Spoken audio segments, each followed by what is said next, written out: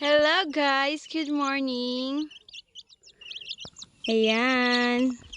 We have 6 chicks. Sisiw. Ayan. Anak to ni Patani guys. Anak ni Patani. So we have unique here. Feeling ko lalaki siya. Paano ba natin ma-determine kung lalaki or babae? Yung ano daw, binatin daw sa leeg kung mag-shake yung ano niya. Ganun, hawakan mo ko dito, ano. Kung mag-shake daw yung ano. Sige, try natin guys ha. Ito.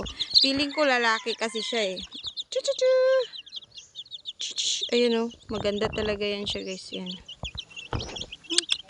Yan. Ah! Yan. Ito guys. Ito. Siya. Yan oh.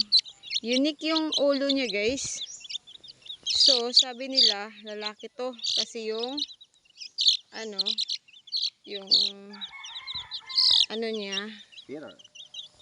yung pakpak niya. Ayun ang feeder. Ayun ang feeder kay pakpak.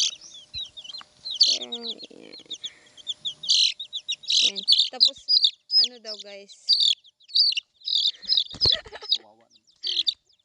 hawakan daw sa lieg. Bebe? Patay yan. Ah! Ay, babae siya. Babae siya kasi di naman siya nag-shake, nag-fit niya. Pag babae siya eh. Sabi ko mag-shake daw yung fit niya. Lalaki, pag babae, pag stop lang.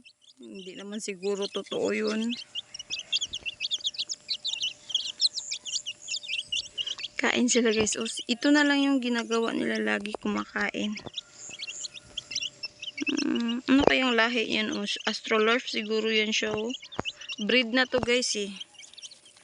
Astrolorf. Ah, kailangan talaga may ano kasi para hindi mahulog no.